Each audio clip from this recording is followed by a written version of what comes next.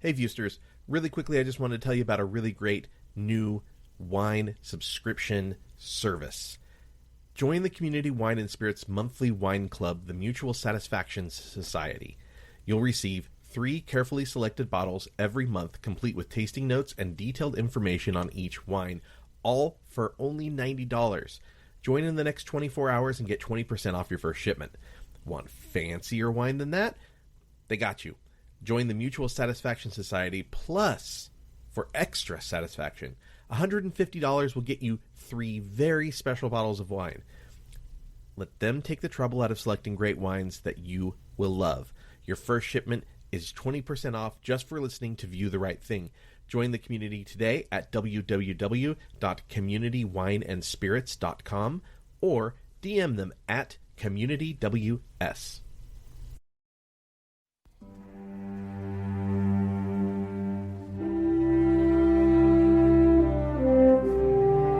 Strap on your ice skates, because in this episode of View the Right Thing, we take on a sports comedy drama set in a small remote Alaskan town where hockey is a way of life. The townspeople take great pride in their amateur hockey team, which plays weekly pond hockey games that are the centerpiece of the community. Their quiet world is turned upside down when a former resident, now a big city journalist, writes an article about the team, leading to a challenge from the NHL's New York Rangers for an exhibition game. Despite being underdogs, the townsfolk rally behind their team as they prepare to face professional athletes, testing their skills, pride, and unity. Live from the penalty box, Wes and Alexis give us their review of Mystery Alaska on View the Right Thing.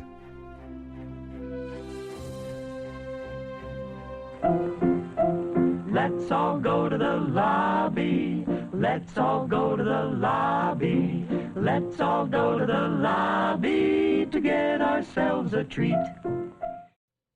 Hey, welcome back to another episode of View the Right Thing.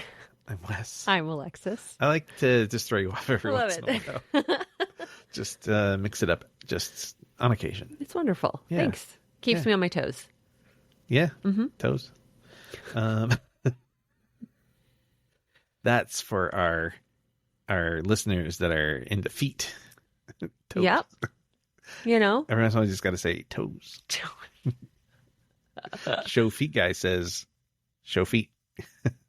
Show feet. Mm-hmm. Yeah.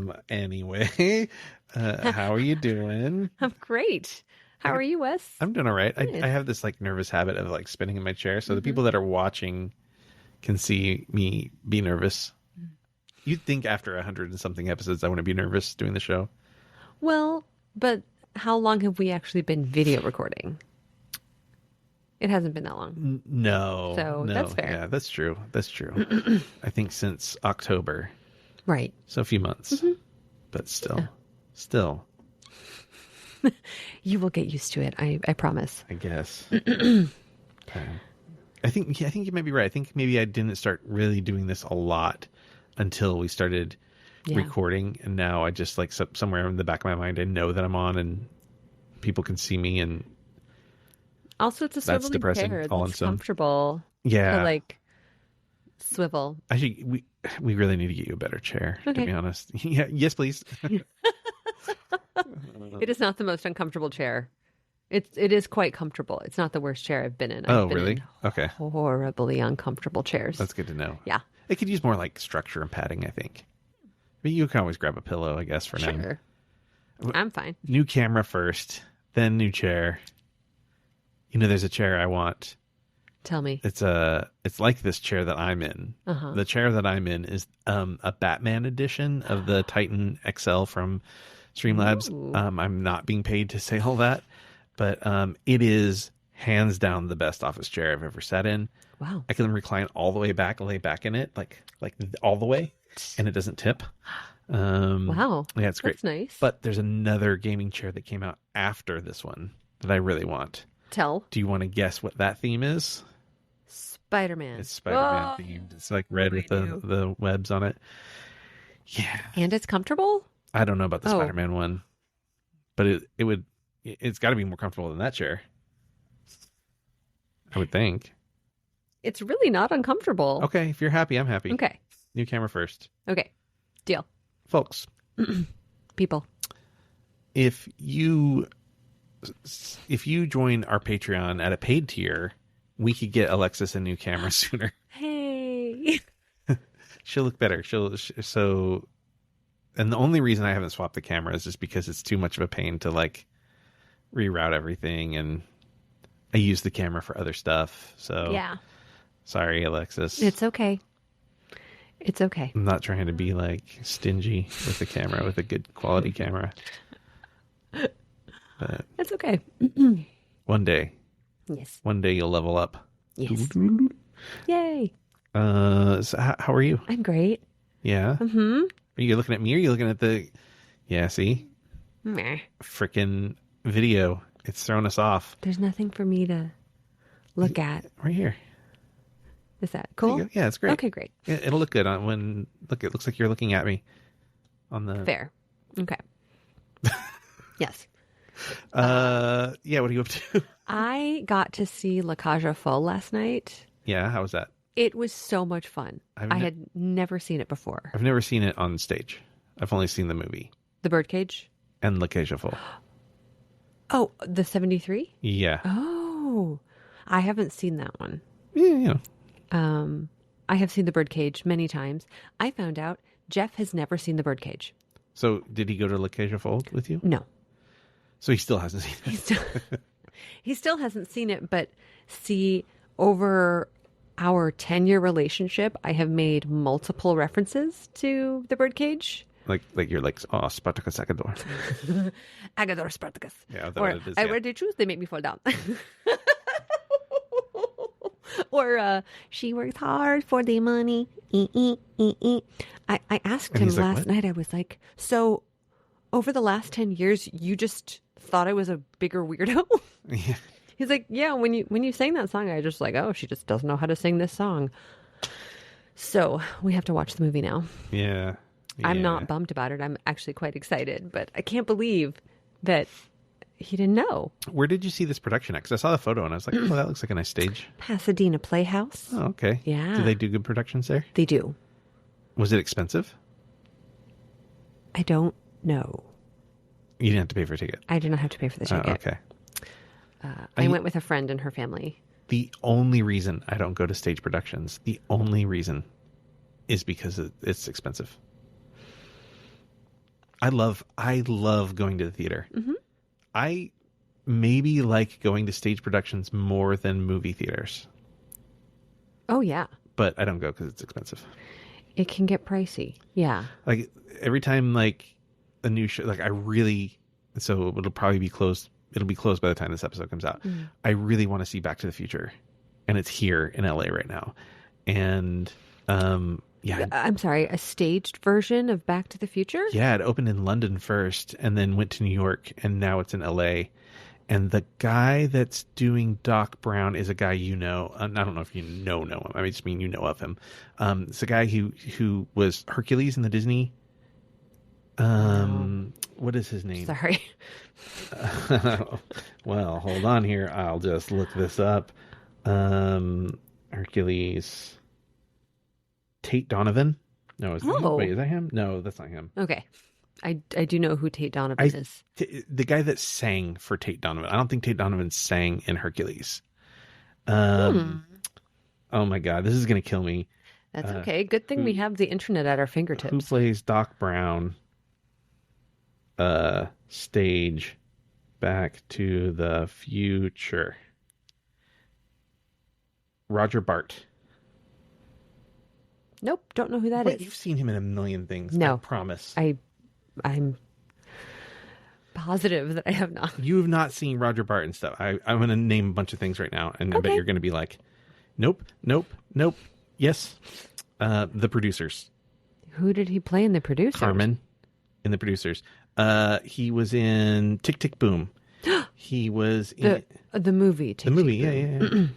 Yeah. He was in Series of Unfortunate Events. Nope.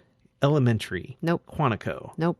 Hold on. Let me find that. Grace and Frankie. But you watched Grace and I Frankie. did. I watched all of it. Trumbo. Nope. Revenge. I love Revenge. He's great in Ooh. Revenge. How I Met Your Mother. He was on 2 years of that. He was in. Bart? Yeah, I think he was maybe. Yeah, Desperate Housewives. I didn't watch that show. Oh, I thought for sure you were a Desperate Sorry. Housewives girl. No. Okay. That's okay. So he's playing Doc Brown. And he sang Hercules. He sang that part. And there's a video that's gone viral of him like post Back to the Future show. Like they're all on stage, all the actors are on stage, and they gave him a mic and he sang I Will Go the Distance. Like, I mean, like if you were just going to see Back to the Future, you wouldn't expect to get to hear Hercules sing I Will Go the Distance from Disney's Hercules. Oh, yeah, I'm sorry. That's not my favorite Disney movie. So. That song's so good, though. All I know is Zero to Hero. All right. Make a note. We're going to listen to that in a minute. Okay. All right.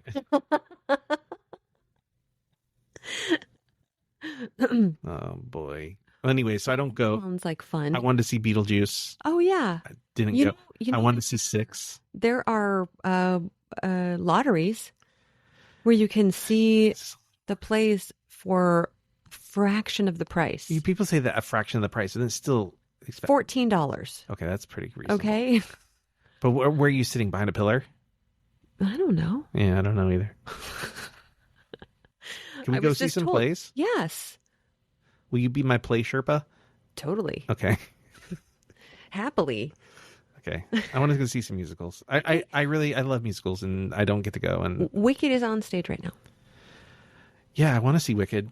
The musical, on-stage musical. I saw the movie. A video, because people are taking lots of videos in the theater. Don't do that, people. Shame. Don't do that. I saw a video of people at Wicked, and they were like dressed up, and they were like pretending to fly around in front of the screen and singing really loud. And I was like, this is why I don't want to go see Wicked in the theater. Oh, at the movie theater. Yeah, the movie theater, not the stage theater. When I saw it, there was no one acting a fool. And Cynthia, how do you say her name? Arevio? Cynthia? Yeah. Cynthia Arevio? The one that's in the movie?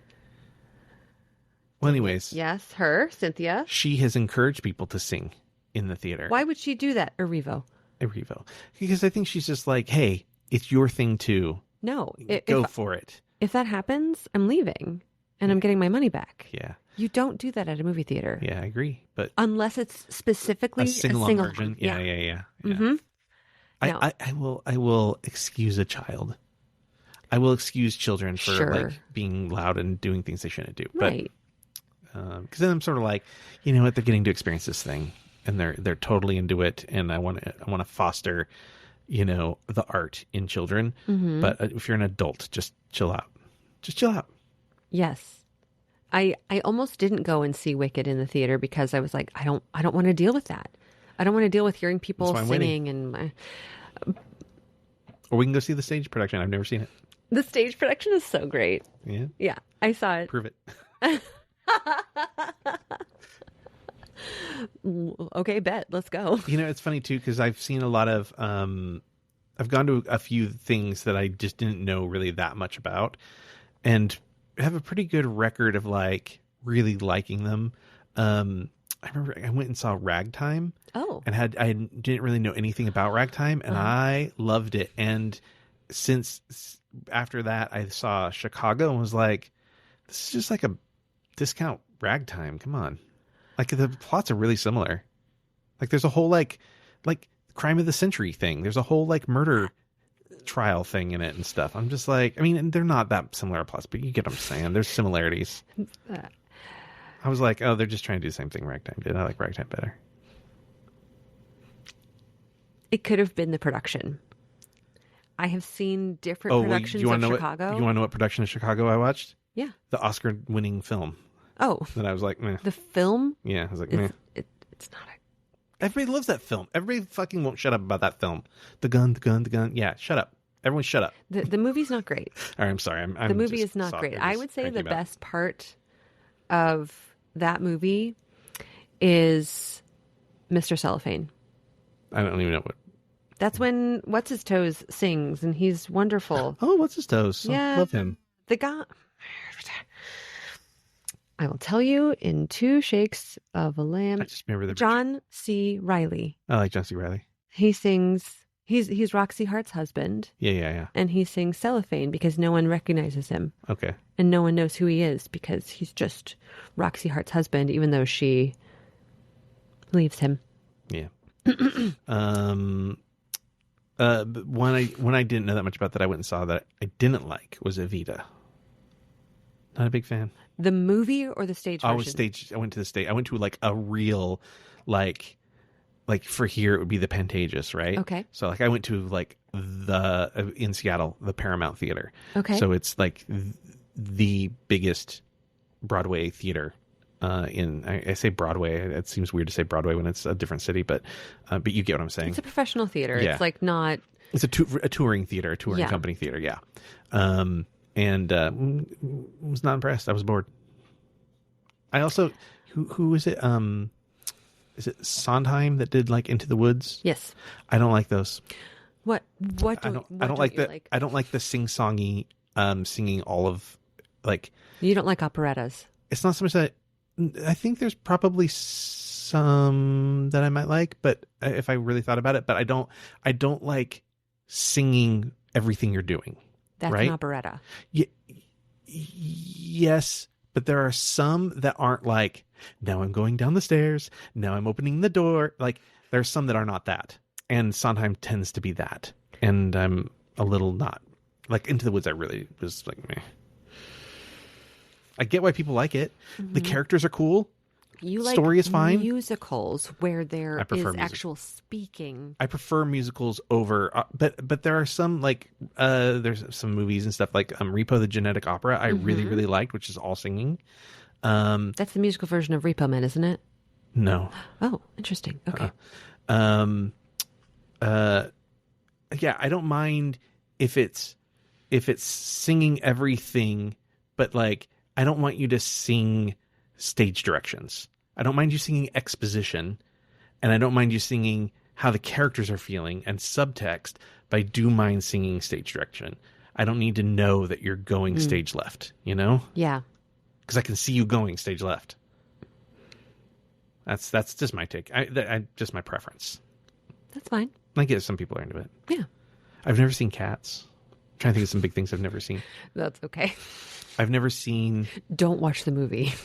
That's actually what I kind of want to watch. I've never seen Phantom live. I've only seen like movies. And they're like Phantom or Phantom of the Opera. Phantom of the Opera. Okay. When I say Phantom, they are two different things. Yes. And Andrew Lloyd Webber stole Phantom.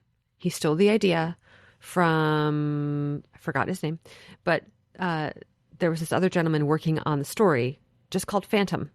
And Andrew Lloyd Webber heard about it, and he's like, cool, I'm going to steal that whole theory and idea, and I'm going to get my musical done first. And I will say, Phantom, we did it when I was in college. Mm-hmm. It's better than Phantom of the Opera. Oh. And there's not that, obviously, there's not the Phantom of the Opera song. It's something better. Okay. Okay. I like the music in Phantom of the Opera. Yeah. It's great. I'm not a big Andrew Lloyd Webber fan. There's a really good video that when I need a little pick-me-up of it's like a shrew maybe. You know, a little animal. Oh, it's yes. A snout. And it's like a nature documentary, and you can see it's like sniffing because they got like long snouts, and you hear a guy go, "Take a closer look at that snout," and somebody's edited because it's got its mouth open, and somebody's edited the Christine aria when she's like. And then another one comes in and it's like, "Sing my angel." It's really funny. It makes me really happy to see that. That's awesome. Yeah. You like my singing? Uh-huh. Yeah. Thought you would. Mm-hmm. Thought you would appreciate that. You did it very well. Yeah. You knew what song it was. I did. So. Yeah, it was the Phantom of the Opera. Yeah. Mm-hmm. But it was specific. You know what I mean? Oh, absolutely. And then she like hit that really, really, really high note. The best I can do. Get this man into Broadway. Heck yeah. If I was on Broadway, I'd want to do Avenue Q. Oh, I love Avenue Q. I did see Avenue Q. Avenue Q is so hilarious. Yeah. I love that there's a character, that Gary Coleman is a character. Yeah, I wonder if they've changed that now since he's dead. Huh. Yeah, I don't know. You know, Nick works for a theater and they just did Avenue Q. I should ask him if they changed it. Oh, yeah. Yeah. Back in Chicago? In Chicago. Hey. Yeah. Nice. Yeah. I like it. Yeah, so anybody that's listening, get me tickets. Back to the Future 6. Oh, 6. Yeah, I Yeah, I'd know like to see someone it. who was in the original cast. Really? Yeah. Oh. We went to college together. I intentionally avoided Hamilton for a really long time because I was like, I don't want to, like, people would play it in, like, on, would be up on Spotify or whatever, and I'd skip because I didn't want to hear any of it until I could see it. Oh. Because I didn't want to associate whatever I had in my head about the songs with, I wanted to be taken on whatever journey they want to take me on. So I did eventually watch the Disney one because it was COVID and Yeah. what I else think were we that's when gonna do? everyone did. Yeah. And you enjoyed it? I did. I liked it a lot. Awesome. I also have heard that if you have a New York Public Library card, you can go in and to the library and watch productions, and they record most Broadway productions. And that's like sort of like, so like if you wanted to see Idina Menzel and Kristen Chenoweth in Wicked, you could go to the library. You can only do it once per show. And you can only go in the one time. You are not allowed to leave. You can't take anything with you. You watch it in the library, like on your own, and then you're done. And then you can't watch it again. But then if you were like, oh, I really want to watch Anthony Rapp and It's a Good Man, Charlie Brown, then you can do that one, or Avenue Q, or whatever, things that aren't available to the public. Right. I mean, it's available to the public, but Wow. people in New York. So I wish that there was there is a Broadway streaming service, but there's not that much on it. I mean, not much of there's stuff on it, but there's a lot of like I want to watch 6. That's not on it, Oh, yeah. So, and they record a lot of these. There was, I think they've recorded 6 and like a nice, like Hamilton style version of that. And there was another really big one that they recorded, like a really good Hamilton style, like multiple camera setups and stuff. And then they just haven't released them. And nobody knows if they're ever going to be released. That does get complicated with actors who are equity Oh, sure. and actors who are SAG-AFTRA, Oh, sure. because the act of recording it can get messy Uh, with residuals. yeah. I know Avenue Q also did a professional, like, multi-camera setup, and they haven't released it. That was like years ago that they recorded it.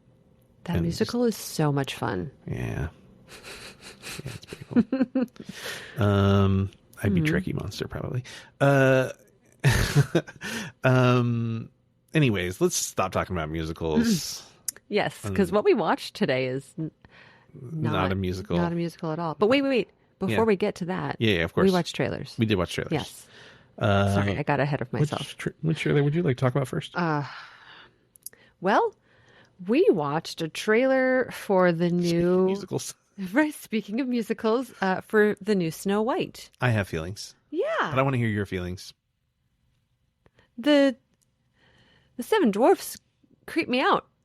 It's a little uncanny valley for me. So it's weird because the movie was supposed to come out like a year or two ago, right? And they delayed it, and I wasn't aware that it was because of the dwarf. Well, yeah, I wasn't totally aware it was because of the dwarfs. I think Rachel Ziegler has also like made some comments publicly that like were not taken in. Is that the Great Light. gal that played Snow White? Yeah, she's also in the Hunger Games prequel and West Side Story. Ah, that's where I recognize her. Yeah. West Side Story. So she made some like some comments that I think people didn't take like super kindly to.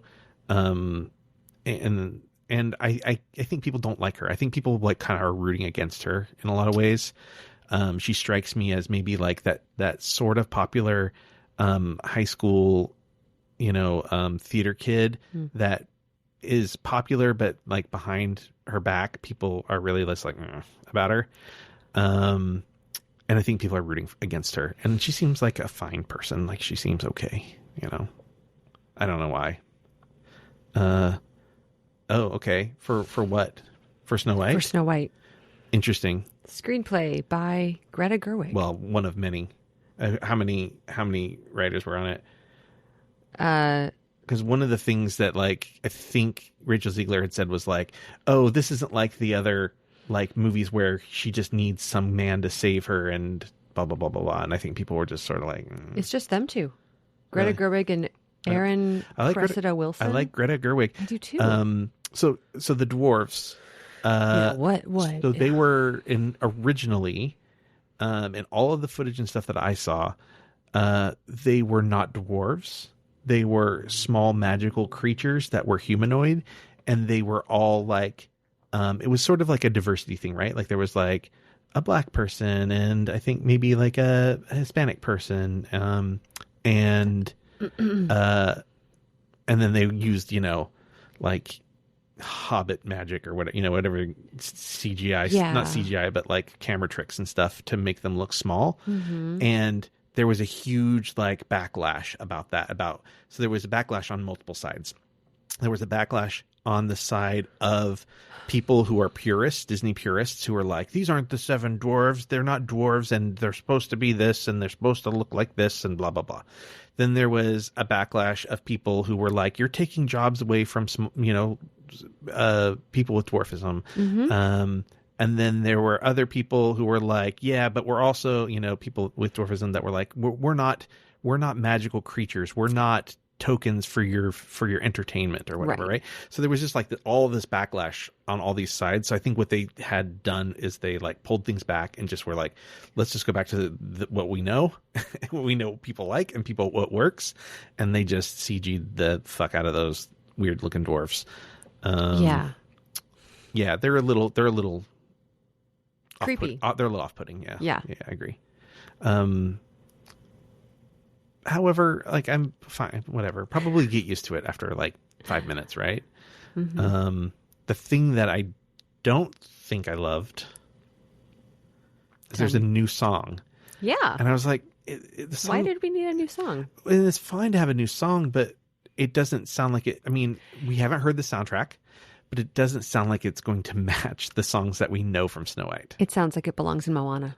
It sounds like it's a very modern song that's going to be in with a bunch of not modern songs. Yeah. So, I don't know. I don't know either. But we'll see. We'll see how it is. Oh, also, they cast, like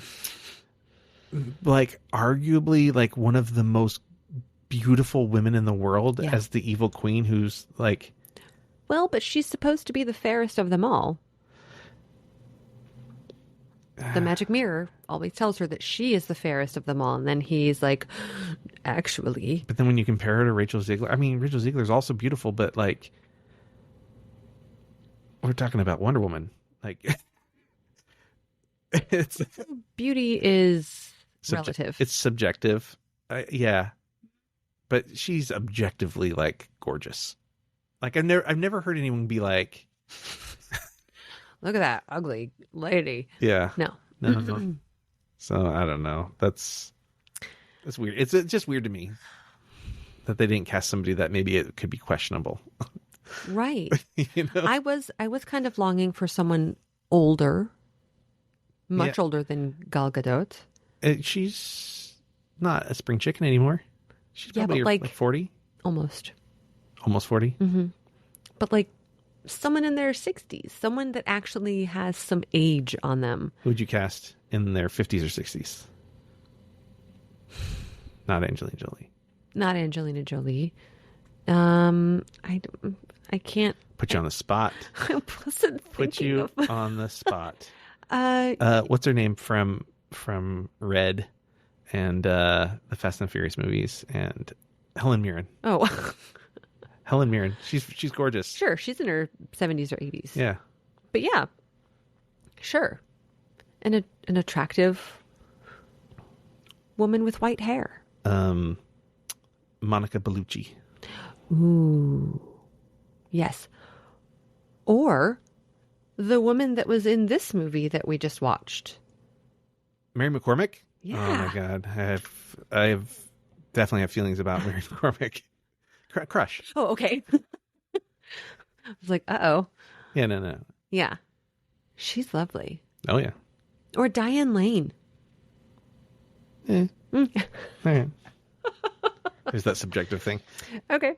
Sure. Anyway, so that was Snow White. What was the other one we watched? The other one we watched. The other musical we watched.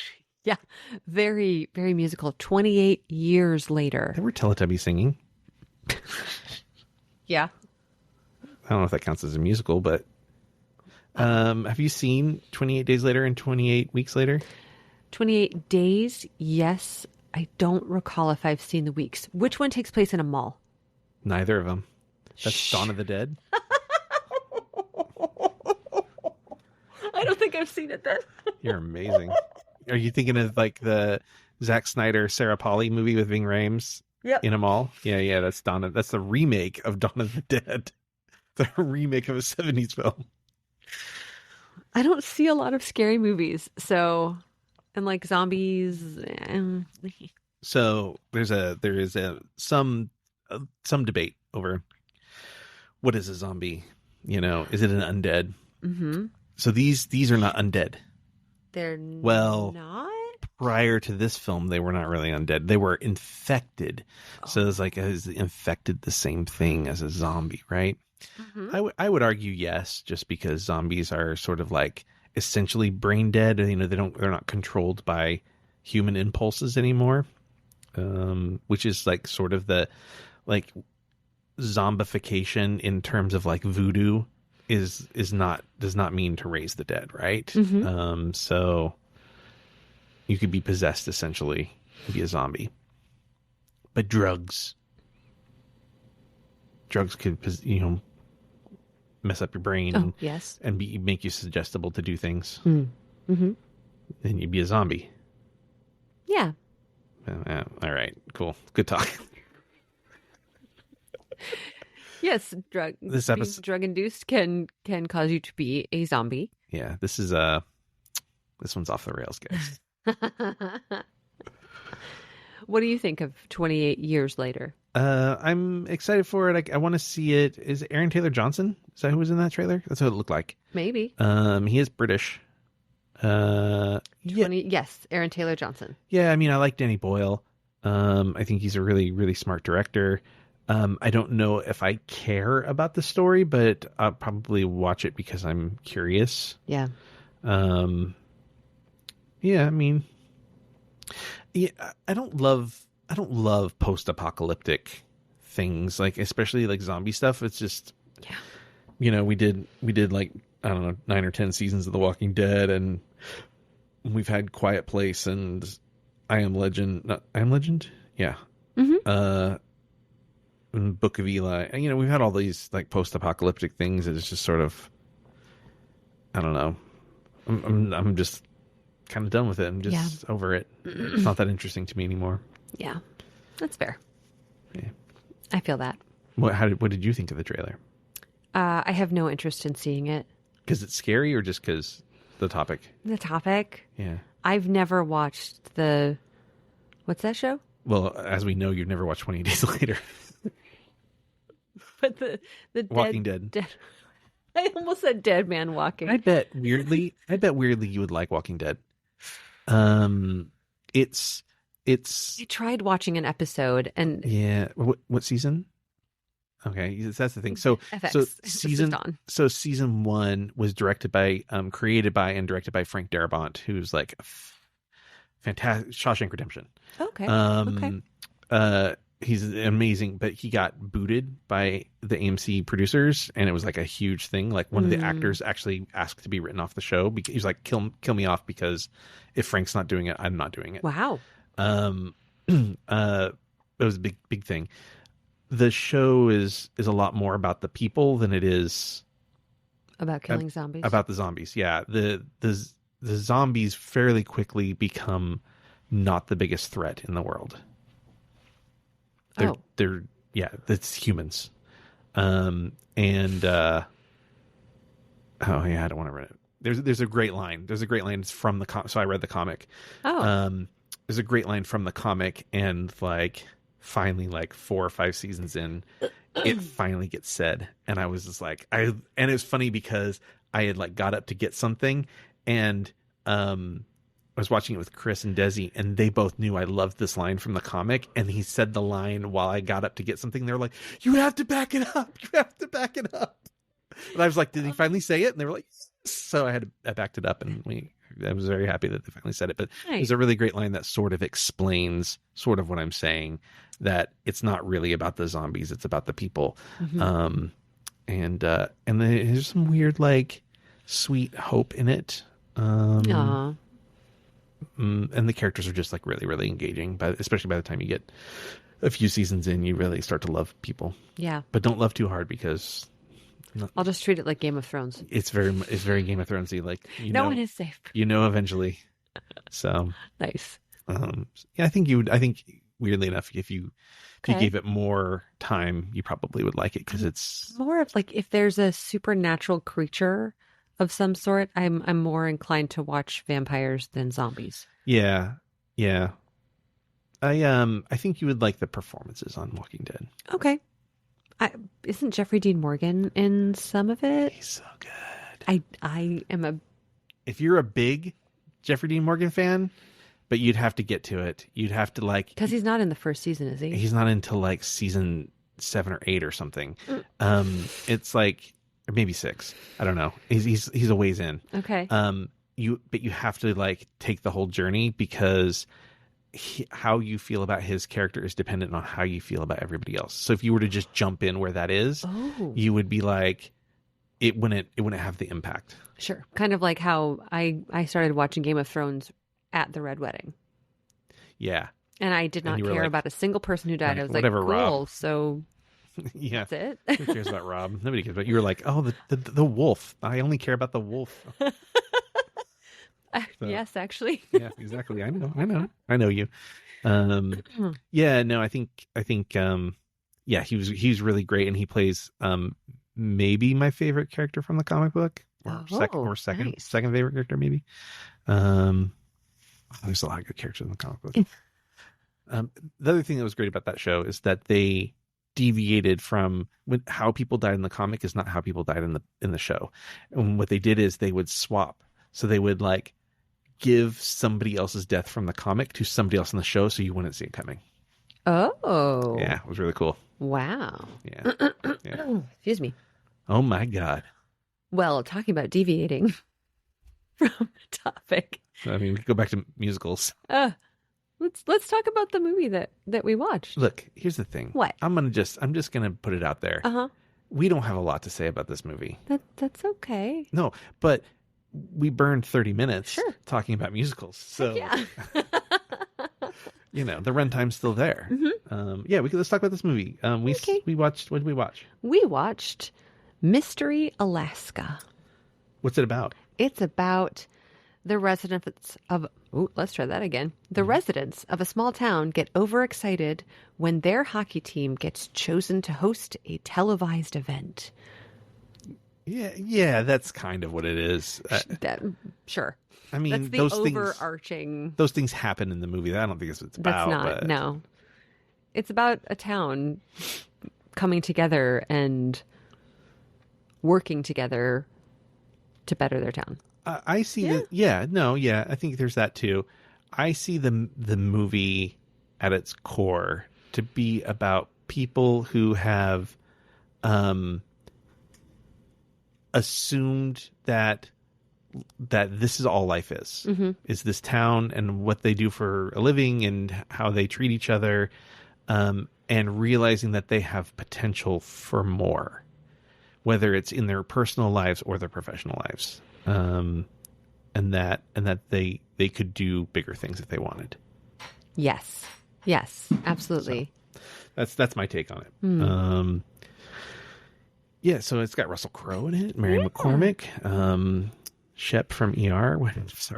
Ron Eldridge, I think is his name. Yeah, he was also on the show Men Behaving Badly. Okay, I didn't watch the show. I did. Yeah.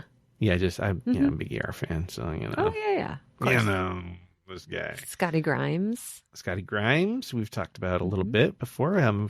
Check out our episode of Critters. Adam Beach. He's a really great Native Canadian actor. Maury Chaikin. Check out our episode of Dances with Wolves. Who else? Do we have any other? Lolita Davidovich. Lolita Davidovich. the mom. I forgot the mom's name. Judith Ivey. Is that her name? Yeah, I think so. Yeah, Judith Ivey. Yeah, there's a lot of people in this movie. Cole Meany was in this. Mike Myers, Little Richard. Yes, Little Richard. Michael McKean, Yes. who I love. Check out our Clue episode of View the Right Thing. Yeah. I don't think Hank Azaria. Hank How Azaria. did we miss saying Hank Azaria? Hank Azaria. Yeah. Yep. We don't have I don't think we have another Hank Azaria movie. Probably not. But he did get referenced at the beginning of this when I said, where did they choose? They make me fall down. That's true. Because he was Agador Agador Spartacus. Spartacus. Also, this year, this was 1999. So 2 movies came out that year with mystery in the title, and both of them had Hank Azaria. What was the other one? Mystery Men with Janine Garofalo and Ben Stiller and That's William what H. I Macy. thought you were going to say, but I didn't realize that Hank Azaria was also in that movie. Yeah, he was he was like was he the guy with the? I don't think he was the one with the. I want to say it was maybe not a racially sensitive character. Maybe. Well, if it was 1999, Yeah. I'm not surprised. I could be wrong. I could be wrong about that. Don't hold me to that, people. But I feel like maybe. Yeah. I can't remember who the bowler was. The bowler. Yeah, somebody had a bowling ball. Oh, wasn't That might have Kel been- Mitchell in that as well? Sure. Let's find out. And Paul Rubens was in it. Ooh, aw. R.I.P. R.I.P. Paul Rubens. R.I.P. we. Yes, Kel Mitchell was in that, but he was the Invisible Boy. What was the name of? I want to say his name was like Raja or something. Blue Raja. The Blue Raja. Yeah. Which then feels that means he was not. probably not. I think he had an accent and like used an accent. Like 'cause he- Apu. like an 'cause he Apu did thing. the voice of Apu, and then they're like, you can't do that. Yeah, I think that's Way not cool. Janine Garofalo was the bowler. Janine Garofalo is the bowler. Yeah. Okay. She's great. Yes. Love Janine Garofalo. Love Janine Garofalo. She's underrated I agree. as an actress and comedian. Yes. Yeah, overlooked. Mm-hmm. What were you gonna say? Were you gonna say something else? Nah. Oh, okay. Cool. Good talk. We are on fire. So much. So this movie is not a true story. A lot of people think it's a true story. It is loosely based on something. I don't know that. I know what it is. I don't know the details around it. So Okay. in 1905, there was a Stanley Cup game between the Dawson City Nuggets and the Ottawa Senators. So I think there's some of that is this. But I don't know enough about the real life incident to really like expand on that. So listeners could feel free to let us know in the comments, like, hey, write a really long comment that's like 3 paragraphs explaining exactly what happened and who won. And we'll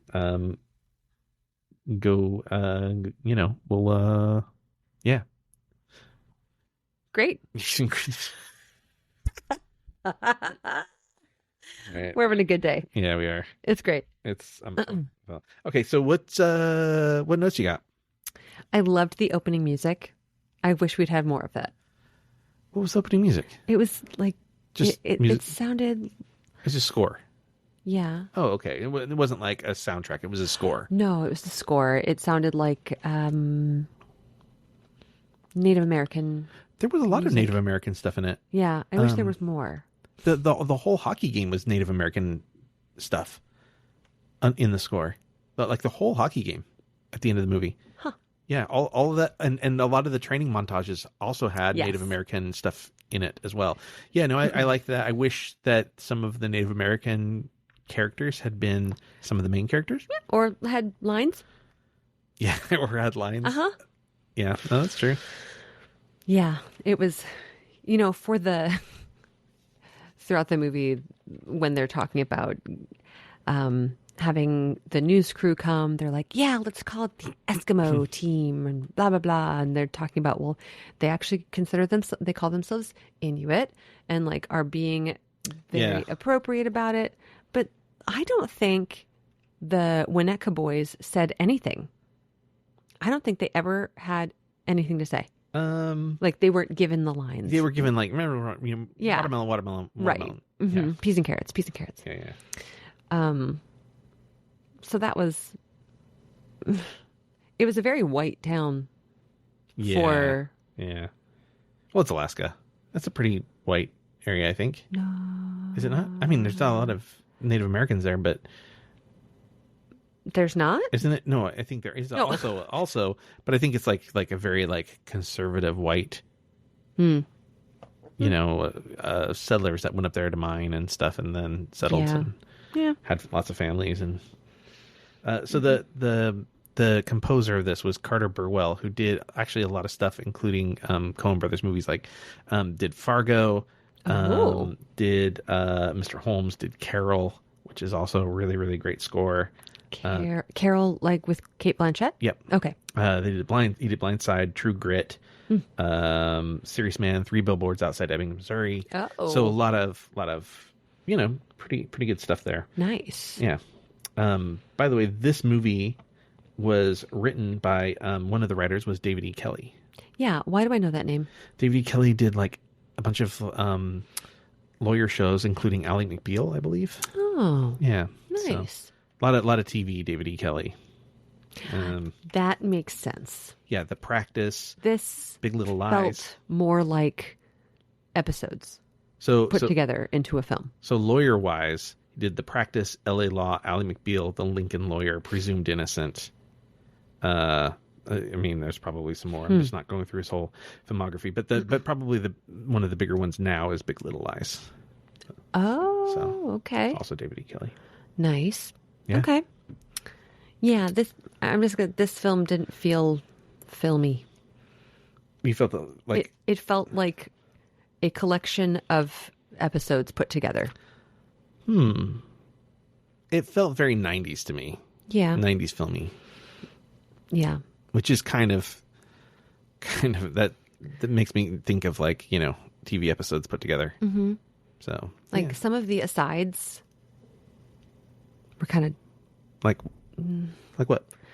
the snowmobile or whatever, the almost sex scene, Oh, the snowplow. the snowplow, traveling to New York where Bailey is speaking to the jury Yeah. or to the judge.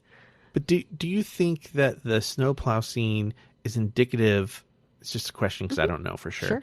Is indicative of this idea that he can't see anything beyond what's directly in front of him, right? Like he's not in a rush. Like, you know, he was super happy to let the idea of having sex with her, but he was like, I don't need to have sex with you to be in love with you. And he's sort of like, there are no other girls. And he's going to, at the end of this film, he's going to go off to the big city and there's going to be a lot of that. Right. And I wonder if that snowplow scene is there to sort of indicate that this is like a dough-faced like guy who just doesn't see anything bigger for himself. And again, that's sort of like the plot of the movie, right? Is like that all, again, like we talked about, like all of these people think this is all there is. And then by the end of the film, they're like, oh, we could come together and build a bigger ice skating arena for ourselves. And we could send people to potentially the NHL.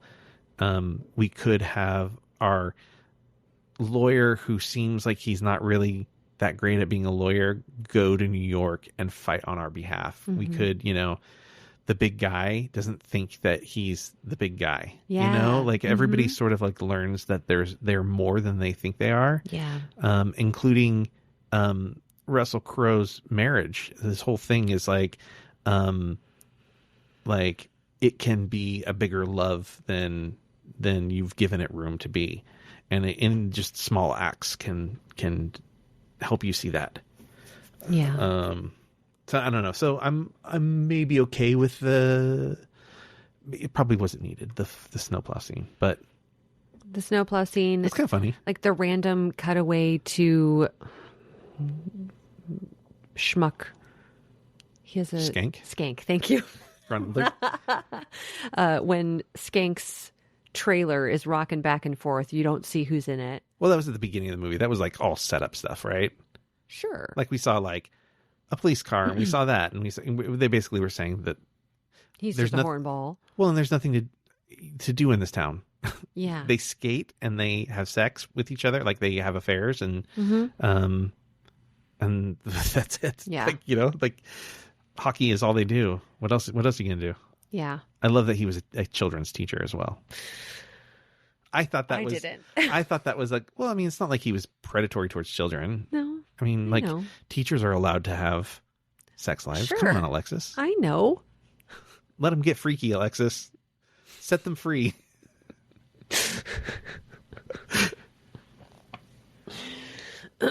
Yes, of course. Teachers are allowed to get down. Yeah. It was just weird. I don't know. If it had been a woman teacher, It's still, I don't know. still would have been weird. I guess. I don't know. I don't know why that weirds me out. Yeah. Maybe because my grandma was a teacher. In a small town in a small Alaska. town in Nebraska. Okay. It rhymes. Yeah. All right.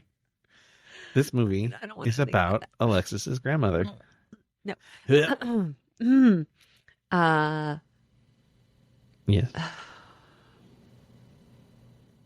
Yeah, I don't know. You lost I lost your it. train of thought. That's fine. You seem. Did you like this movie? Not entirely. It was You fine. don't seem like you did. I thought it was fine too. I mean, I didn't dislike it. Yeah. We watched it because there aren't a ton of hockey movies, and they're probably the one that everybody wants us to watch. I don't want to watch. So so that one didn't make it into the bucket. Sorry, friends. Yeah. Yeah. Yeah, it was fine. It was fine. I didn't dislike it. It was fine. And I think it's nice that there's a movie, like most of these sports movies are like so family friendly that like they get a little dull and predictable. And this was sort of like, hey, here's a sports movie for adults. That is true. Which is refreshing. Mm-hmm. So I give it that. I thought it was hilarious that Russell Crowe's kids immediately start swearing, and he's like, "Where did you hear that?" He's like, "In the locker room." And I'm thinking, yeah, that tracks. Yeah. I mean, just growing up in a family with like my dad's family, they're Italian. They swear all the time. I don't know if I've probably said this before, but I knew all profanity and how to use it in correct context by the time I was 2. Yeah. But I also knew when not to say it. Yeah. Those kids were adorable. They were adorable. Mm-hmm. I really liked when the kids on the TV. Yeah. Yeah. Mm-hmm. Go ahead. You're gonna say you're gonna go with your next note. Just looking at my notes. Oh, okay. In case Yes. you had something else to say. No. Okay, great. I hated the fat sex story. The walrus thing. Was it walrus? Did he call her a walrus? I think he called her a walrus or something. Yes. But I did love the after, like what happened to him because he told that story. It's good character development. That's the thing. Is right. Like we can hate the acts in the film, but like what results out of it, which I think is where you're getting at. Mm-hmm. And I like it for that. I like it for his character development. I was kind of genuinely moved by his apology when he goes to talk to the mayor, and apologizes For having an affair. for having the affair. And I think what got me was when he said, I didn't mean to hurt you. Mm-hmm. And I was like, that's not a thing that you hear guys say. Okay. And you don't see that in these kinds of movies. So I sort of like with the walrus thing, like there's definitely an arc to this character. He grows. Yeah. And Yeah. you know, to sort of again go back to like when the very first thing we ever see of him, we don't know it's him, but we later figure it out on our own. The rocking trailer is like this idea that like at the beginning of the movie, all you get are glimpses of all of these characters, and it's all it is. Again, going back to they have a frame of what their lives are. This guy is known for being this. That's all he is. And by the end of the film, he's more. Okay. In the moment, I hated it. No, I mean, you know, fair. I was like, what? Why is he... I'm sorry. Those were the feelings inside my brain that I couldn't say while we were watching. Yeah. But when Russell Crowe's character gets kicked off the hockey team, Yeah. or I guess removed, everyone starts tiptoeing around him like he's a fragile child.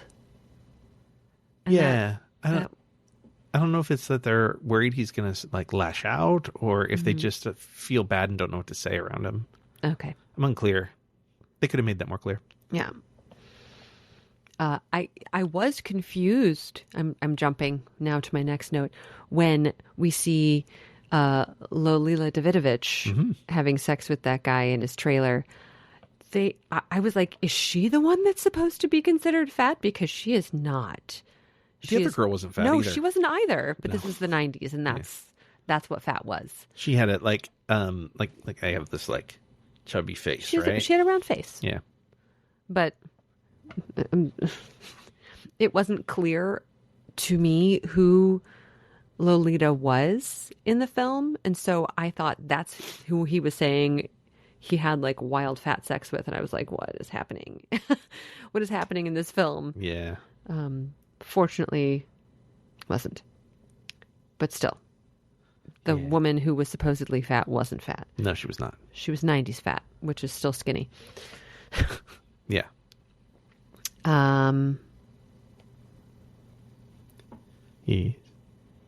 She's looking at her notes. I'm sorry, I should Sondheim this. She's looking at her notes. Scrolling with her thumb. Some of these notes, I don't know. I didn't write a good note. Like on the pond, they want to play a major league team.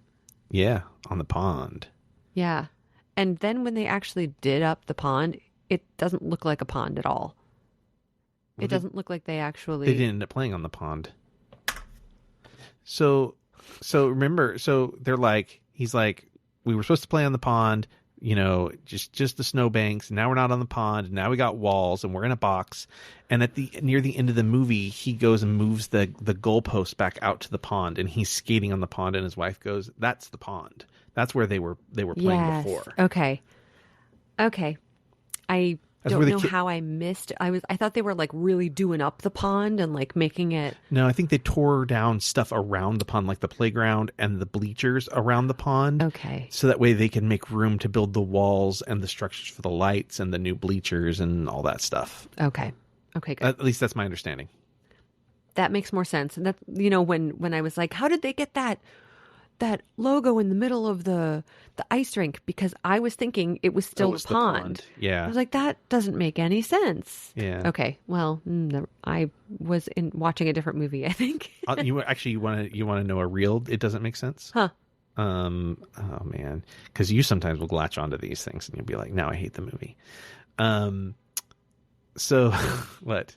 I'm preparing. Okay. What? So the game is scheduled for January 16th. They're told it's 32 days away earlier in the movie, which would be mid-December. Yeah. Which means they would only have like 3 or 4 hours of daylight. And then most of this movie takes place in the day. But does the town Mystery Alaska exist? No, but Alaska is dark like all but 3 to 5 hours a day in the winter. So okay, yeah, that also that too. So shoot, yeah. Movie magic. Movie magic. Who cares? I did write. Okay, good. She kicked his ass for saying stupid shit, and I know exactly who I'm talking the snow about. shovel. Uh-huh. Yeah. That was. You were like, oh, I would kill him. It would kill him. What she did, she hit him in the back of the head, and then the front of the head, and then he hit his head on the step. On the step. Yeah. Like massive concussion, possibly brain injury. Like Natasha Richardson just bumped her head falling skiing, and she died. Yeah. So that was a little stretch in it. Sure. Sure. Sure. Sure. Oh gosh. Then I write Hank Azaria still pining after his high school girlfriend, which That's the stuff I like the least in this film. it's That whole plot. believable though. Yeah, I just don't like the way she was looking at him, and like I don't know, just Because she was laughing with him? no, she was looking at him like she was Reminiscing? flirting with the ideas. She's thinking about what could be. And I don't love that. I'm not saying it's not believable and not realistic. I'm just saying I don't like it. You don't like that she was flirting with him? Yeah, I don't like that he clearly was waiting for an opportunity to try and get her to steal her away. And she was sort of playing into that to some degree. Not fully, but allowing him, like flirting enough that it made him believe that he should keep going. Well, to play devil's advocate, I mean, maybe she just liked being made to feel special. Oh, totally. Yeah. I think it's totally. I get it. I understand it. I don't have to like it. Yeah, You know what I mean? Like I get it. I understand psychologically like behind it, but it like I don't know. Especially in movies, like I like it when like you know the main couple are like firm and strong and can withstand anything. Like I don't mind a little bit of strife, but I don't like cheating stuff. I don't know, just not of interest to me, and it makes me a little sad. That's all. Yeah. There's a lot of a lot of things that can put a strain on a marriage, and I think movies tend to go the potential cheating route too easily. And there's a lot of things that you could do. Yeah. So I don't know. Mm-hmm. Yeah. No. You know what? You know who she never looked at like that? Russell Crowe's character. Yeah, you're thinking about it now. You're like, oh no, she didn't look at him like that ever. The closest was at the end of the movie when he was looking at her that way. When he was doing the like gestures with his chest at her and stuff. Yeah. Like that was the closest she got to looking at him like that. I don't think she ever looked at Russell Crowe the way that she looked at Hank Azaria. Maybe she used to look that way at him, but it doesn't anymore. The spark is gone. They have 3 kids. That's what I love about the scene where he puts more of an effort in. When he crosses out the Dear Abby letter. Her reaction to reading that was fantastic. Wonderful performance. It was. Because it's like, as you kind of know, I think now, she's reading one word, and we'll get to that in a bit. And that's not easy to just like. She has to carry that. He can't do anything because all he has to do, his job is to go, no, just read it, and then stand back and walk out of the room. Yeah, like she has to carry the scene. Yeah. Mm-hmm. So that was lovely. Yeah. He tried. He tried. Yeah, he made an effort. Yeah. You know what drove me a little crazy? What's that? During the first court scene with Burt Reynolds. Yeah. Where, did you notice how he was wearing his glasses? No. They like down? Well, you know why? Nope. Oh, on the outside? Yep. The what is this? The handle? Ear tip? I don't know. Whatever the end of your glasses is, it's supposed to go around your ear. It was in his earlobe. The professional term is ear bit. The ear bit? No, I'm just checking. I don't know. Go and watch this movie. You will see Burt Reynolds wearing glasses in the dumbest way ever. Yeah. Drove like every time he was wearing his glasses, they were on his ears. Maybe they didn't fit right. Maybe they were like bent or something. And he was because he was trying to wear them down here. Yeah. Which should still, he was trying to wear them, for those of you not watching, he was trying to wear the glasses down at the tip of his nose. But I guess he has a big face or a big nose. Because his character is reading papers and stuff. Yeah. I don't know how he did it. It would have driven me and looking absolutely down mad. at people. He's looking down at people. Yeah. He did look down at people. Figuratively and literally. Interesting. Yeah. Oh no, my notes got moved around, but that drove me My notes. they're absolutely broken. mad. The fact that like he did kind of seem to look down on everybody. He looked down on his son. Yeah. He looked down on his daughter. Kind of. Well, does he so here's a question. Yep. So if I'm right in that the movie is sort of about people like expanding their potential, does he represent that, right? Does he represent this idea that I see these people around here that I believe in and I don't see them realizing their full potential? Like that's sort of his main argument with his son. Mm-hmm. And in some ways his daughter, like we don't kiss in public.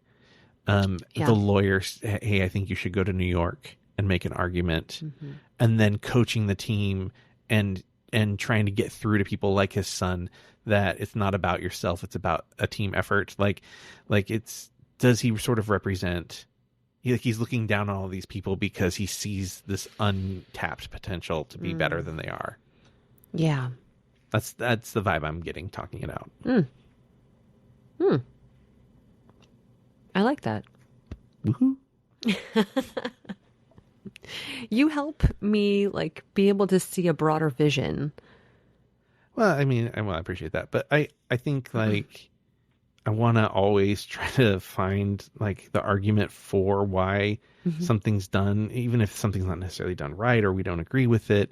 Yeah. Like nobody goes out to make a bad movie, and you know, say what you want about Jay Roach as a director, like making movies like Austin Powers or whatever, right, or Sisters, but he also made movies like Bombshell, which are like deeply moving and important films about, you know, equity and the abuse of power.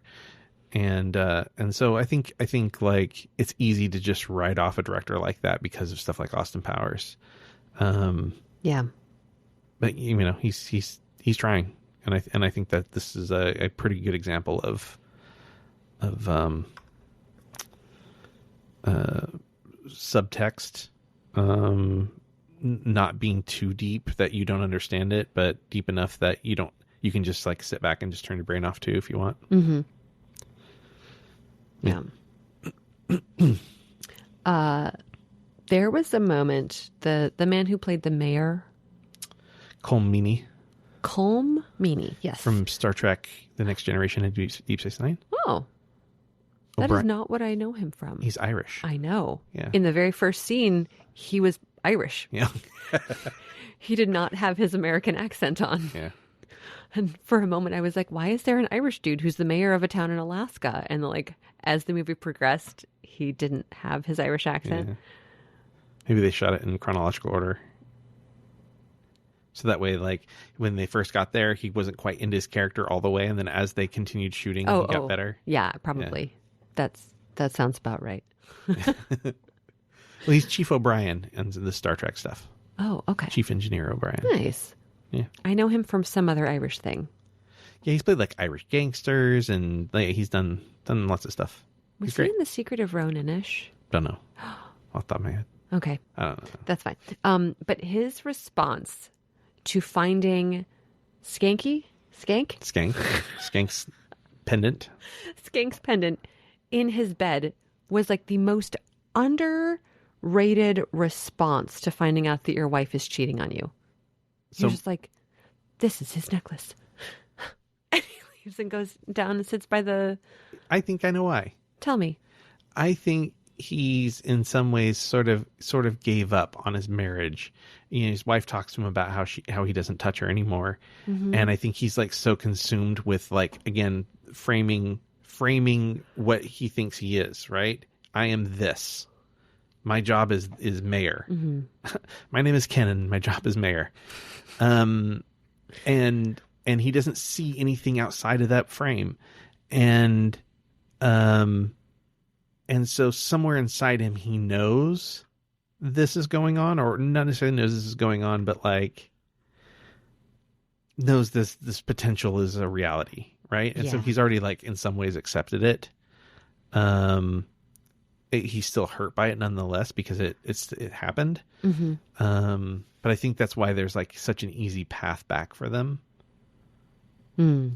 I mean, one might say an idiot plot because they just talk to each other. Like if she just had said, I'm not putting the blame on her, but I'm just saying if she had said, hey, these are my feelings, and expressed that to him, and if he was responsive to that, then this situation doesn't happen. This plot doesn't happen. Idiot plot. Yeah.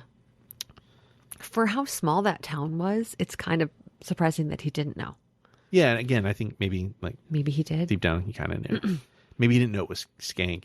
Maybe he wasn't 100% sure it was really happening. But like, yeah. Yeah. He was kind of a dick. Skank? Yeah. All of the characters. Everybody in this movie is kind of a jerk. Like they're maybe not the lawyer and maybe not the kids, but like everybody's kind of a jerk in this film in different ways. I feel like the lawyer was like the best person. The lawyer is pretty good. The kid, the kid, like the son, like children. No, the hockey player. Street. No, What was not his Street. name? Something like that. I wanted to say Sweets, but I know that's not right. But anyways, Weeks. What is it? Weeks. What is his first name? Stevie. So there's a real hockey player at that time named Stevie Weeks, but Steve Weeks. Yeah, he wasn't really a jerk. He probably could communicate better with his girlfriend. The girlfriend doesn't really seem like that much of a jerk either. The mom probably not that, but so many of the main characters that they really focused on really seemed kind of like a bunch of jerks. But not Tree. No, not Tree. But they didn't really focus on him that much. Yeah. It's like even Connor, they didn't focus on. Like it was like the judge was a jerk. The dad, the mayor was a jerk. Skank is a jerk. Russell Crowe's character is kind of a jerk. Hank Azaria is definitely a jerk. Russell Crowe's wife kind of being a jerk. Mike Myers, kind of a jerk. Yeah, like so many people are just unlikable in this film. Yeah. I'm actually surprised I enjoyed the movie as much as I did because I generally don't like movies or stories where everybody's unlikable. Yeah. It does make it hard. Yeah. Sorry, every time I leave my notes with this last update, if you leave and go back, it'll jump to the top. Like, but that's not where I was. Okay. I wrote Bailey flew to go to court in New York and then had a heart attack and died in the courtroom. Yeah. I wish there was a little bit more. Like what? I don't know. That just I didn't like it. Well, yeah, I don't know if I you're just supposed didn't to like it. It just seemed so like there wasn't any. Maybe because it just came out of left field. Because I don't feel like they talked about him having any sort of health issues. It's at the very beginning of the movie when he almost has a heart attack shoveling snow. When he like coughs up the lung biscuit or whatever. Coughing. No, I think the idea is that he and they sort of hint at this in the eulogy. That he has like congenital heart disease, right? Like an enlarged heart or something. Which one of the main symptoms is persistent coughing of phlegm. You have a lot of fluid. Oh. Yeah, and so they sort of have hinted at that with that, and he's struggling. You know, that's why Russell Crowe gets out and shovels the last bit of snow for him. So yeah, I think, and then he tells the story, which I really loved, about why are you fat? And it's because every time I like someone, my heart gets bigger, and then my body couldn't contain anymore, so my body just grew. He has an enlarged heart. Okay. So I think that they. I was taking a note about enjoying the music when he grabbed the shovel from him to shovel his walkway. I think the hints are there. They probably could be more clear, or they could hit us over the head a little bit more with it. But sure. But I think they're there. Enough clues. And no one seemed terribly sad at his funeral. Really? No one was crying. Well, no one's crying. I'm sorry, but if someone just dies suddenly... Yeah, I don't know if it's like, do you think it could be a mistake, or it could be that this is a town of like, I don't want to use the term rednecks, but like, it's a town of like, men are men, we get in hockey fights, and hockey is life. And yeah, like, bottling your feelings up inside and stuff. So, okay. But even the women. Yeah, but no, I mean, I don't know. One of the nicest guys. We don't see him dies. But okay, so tell me this. Tell me which scene a woman interacts with that character. So we don't know that he's connected to any women, right? Like, the women were kind of few and far between.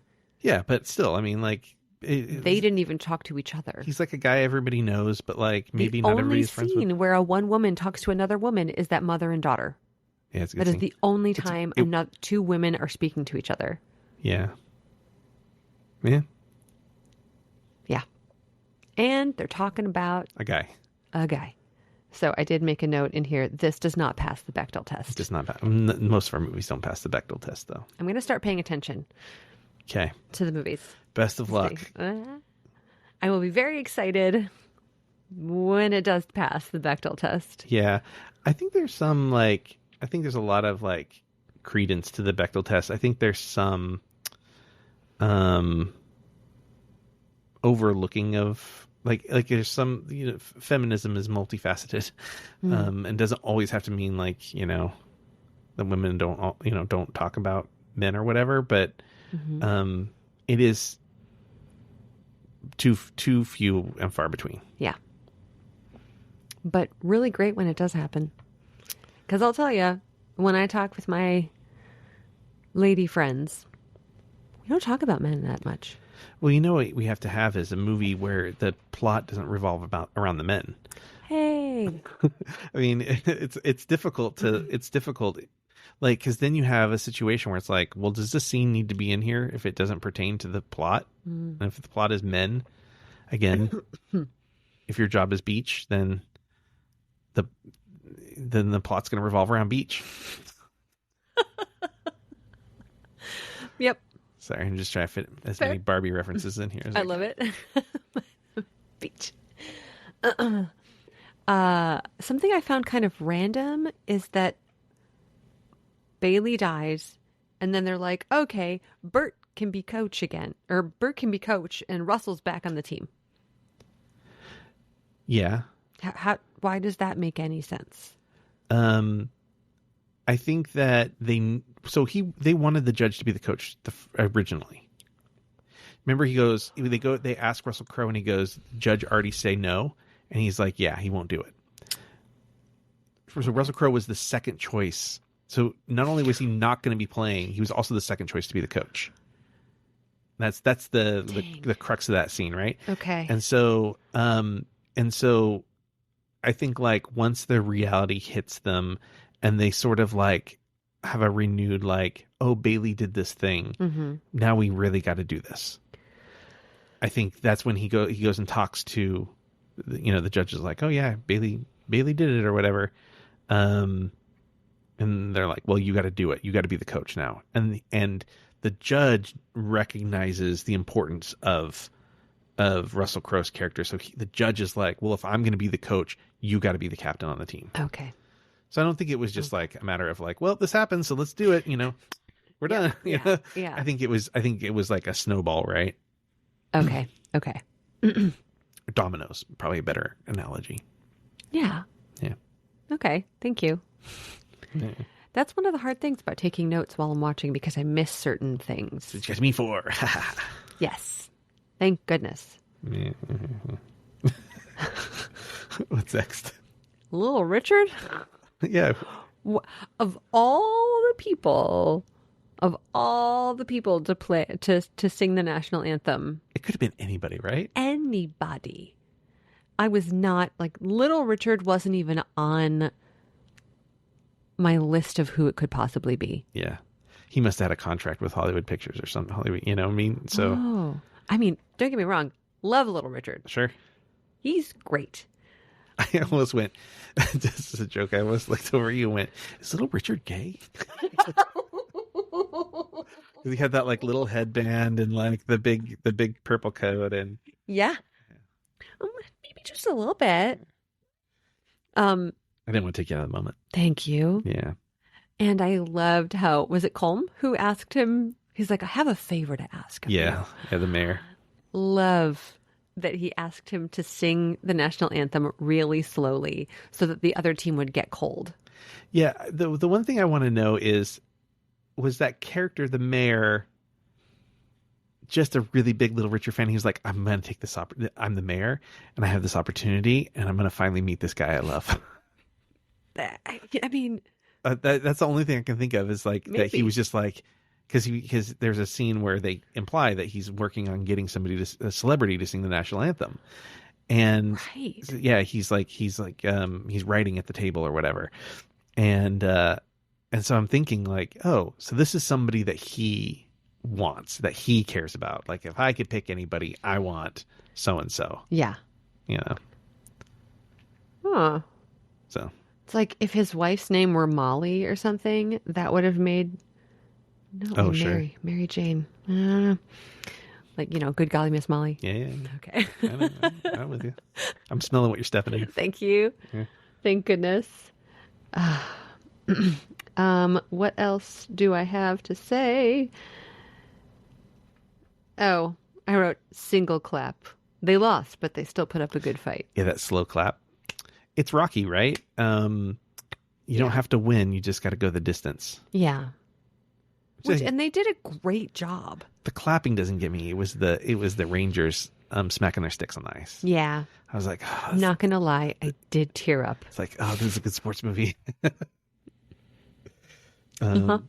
During in between one of the periods, they have the Zamboni pulling figure skaters. Yes. Who are holding on to little ropes. Wearing nothing but hockey shirts. It's a reference to the movie that I don't want to do. So this really? movie called Slapshot, and they're so it's sort of about the goon era of hockey, where it's like you have people that are like enforcers, and so they go out and they fight. So there's a lot of like fighting and stuff in Slapshot. I see. Not to be confused with Goon, starring Sean William Scott, which is also about an enforcer. They are all wearing blue jerseys with gold trim with the number 18. Yeah. Which is, they're basically replicas of the Charleston Chiefs Hanson brothers from the movie Slapshot.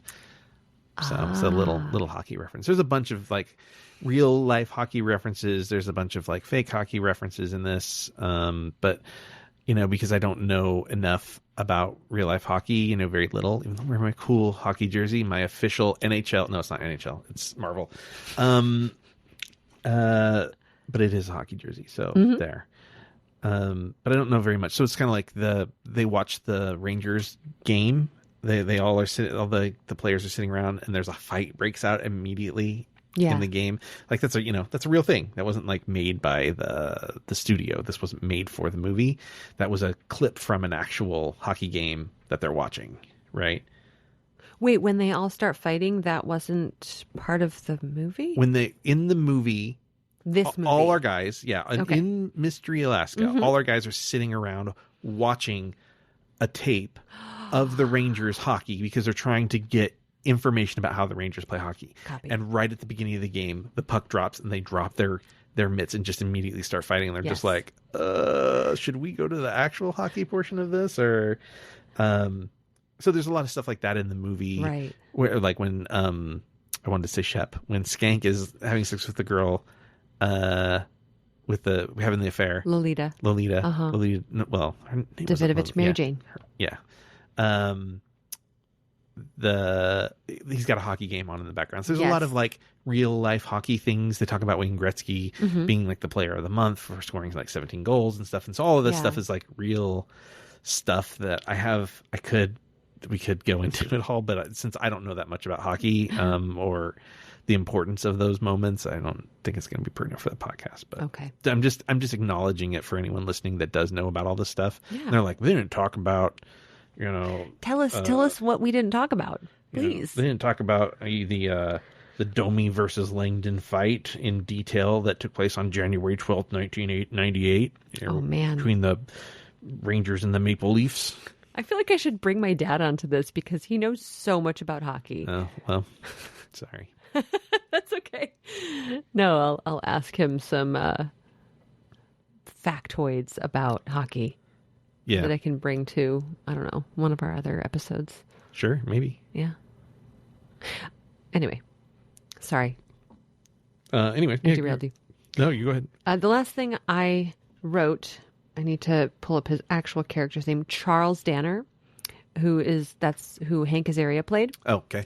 He grew up in that town. Yeah. Where's his parents? Nobody likes Where's them. his family? Maybe they're dead. Why does he never talk about them? Maybe they're dead. Maybe they moved away. No one moves away. He's the only one who moved away. Maybe they're dead. Maybe he was an orphan. You're so quick to judge. That part, because everyone, do you hear that? Is there a car horn? Maybe there's Okay, something. there's a car horn. There's a car horn. It's funny, we hear stuff all the time on the podcast, and it's not on ever. know. So we just sound like crazy people Mm-hmm. on the podcast. Like we both, I think in one of the Christmas episodes, we're both like, Jesus, what the fuck was that? It sounded like a fighter jet, and you can't hear anything in the episode. It's like, oh no. We're keeping it fun. Yeah. Just Just imagine that you're hearing a car horn, and Yeah. it's like you're here with us. in the room. exactly. No, for the small town that it was, no one moves away. He and Mary McCormick, he and Donna were an item. You think there would be something about his family. He came to visit his family. I don't know. Maybe they disowned him because nobody likes him. Everybody says he's a schmuck. Yeah. So maybe the old lady who's like, I always thought you were a prick, or whatever she says to him. Maybe that's his grandmother. Maybe that's his grandma. Yeah. Oh. I never liked you. You're one of my grandkids, and I just never took to you. That was kind of mean. I don't think that needed to be. I mean, I know it's a movie. That didn't need to be said in a public place. It kind of goes to the hockey theme, though. Oh. And I noticed that when she says it, his character laughs. Okay. So it's not like he took it to heart, right? And there's this, we kind of mentioned chirping to you when we were watching the movie. That's a real hockey thing, is to talk shit back and forth to each other. So this is a hockey town. This is all they know. So it doesn't surprise me terribly that A, she said something mean to him, and B, that he didn't take it to heart.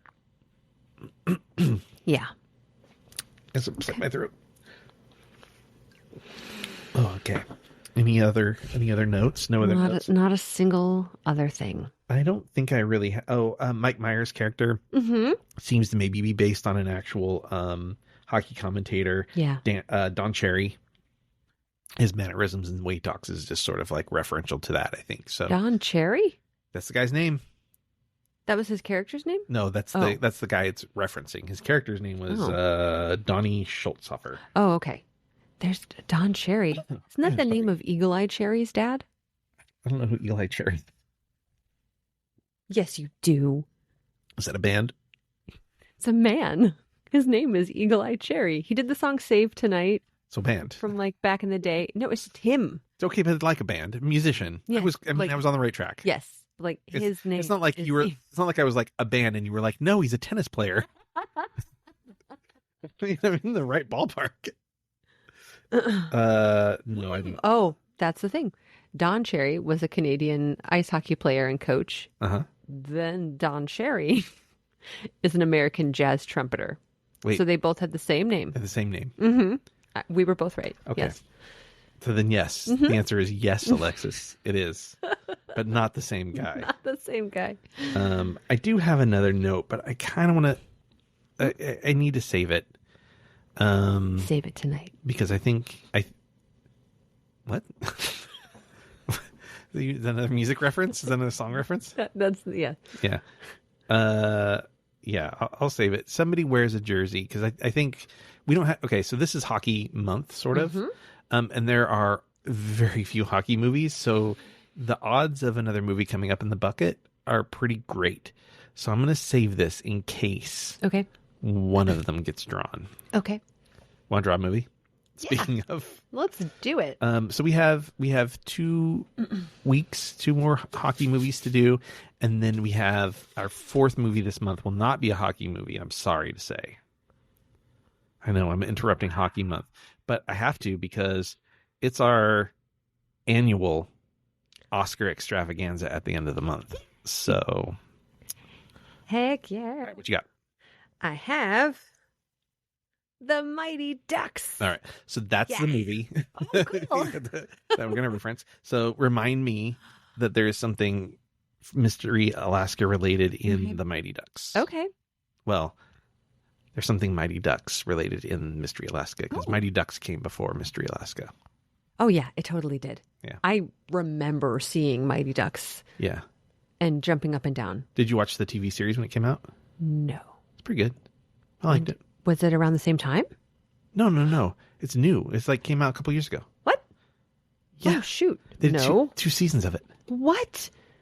Yeah. No, I had no clue. It's the woman I love. Lauren Graham Really? from Gilmore Girls. Yeah. Yeah. Mighty Ducks. For real? For real on Disney Plus. They did 2 seasons. Season 1 has Emilio Estevez in it. Really? And season 2 has here we go. Josh Duhamel in it. Josh Duhamel? Duhamel. Duhamel. I think there's more to it. It is French. I think there's more to it. I think Duhamel. Duhamel. Cool. No, I think when this came out, I didn't have access to Disney Plus. It's cute. It's weird and cute, and it's really Mighty Ducks. It's like very, very much in the same vein, and Love. the kids are pretty good in it. Little over actors they are, but they're fun. Yay! There's like a really weird girl in it. Awesome. Yeah. I'm excited. Who ends up being in the Chucky TV series too? What? Yeah, There's a Chucky TV, like the creepy doll. Where have you been living? I don't watch those movies There's or those shows. 3 seasons of Chucky. But I don't like Chucky. Well, you don't like horror. Yeah. But it's so silly. It's so silly at this point. It's just like, it's like kind of what happened to Nightmare on Elm Street. Just became like kind of a cartoon of itself. Aha. You know, it starts out scary. Yeah. And then as they do more and more sequels, it becomes like, okay, this is just silly. This is weird. It's just ridiculous. Yeah. Oh. All right. So Mighty Ducks next week. Mighty Ducks. Yes. All right. Very excited. Yeah, I'm moderately excited. I don't think I've seen it since I was a kid. Mm-hmm. But I did watch the show. Wow. And there's as one might expect, there's some reunions and nice. Some reunions. Oh, that's very exciting. Yeah. All right. Well, cool. Anything else you want to say? Would you recommend this to anyone? Someone who likes hockey. So I would say someone who likes sports movies. Yes. In general, like just general. But like also specifically hockey But not because kids. there are things, not kids? No, I wouldn't No. recommend kids. No, there's too much. Adultery. There's too much, yeah. Also, they'd be like, what happened with the condom? Oh, yeah. Like, what do you mean? What's done? Yeah. Not for children, but adults who enjoy sports, but specifically hockey because there were certain things that I didn't recall. Yeah. Like I enjoy hockey. I enjoy going to hockey games, but like, and this is going to sound weird as a person who doesn't like violence, but like it's not a good hockey game unless there's blood on the ice. They're moving away from that, Alexis. We're evolving as a people, as sports enthusiasts. We're evolving beyond that. I'm sorry I said that. We don't Anyway. need people to get injured anymore. No, yeah. But you're rooting for it. Shame. I'm gonna get a bell. Shame. Oh no. All right. Well, right. That's it for us. We'll see you next week. Until then, bon cinema.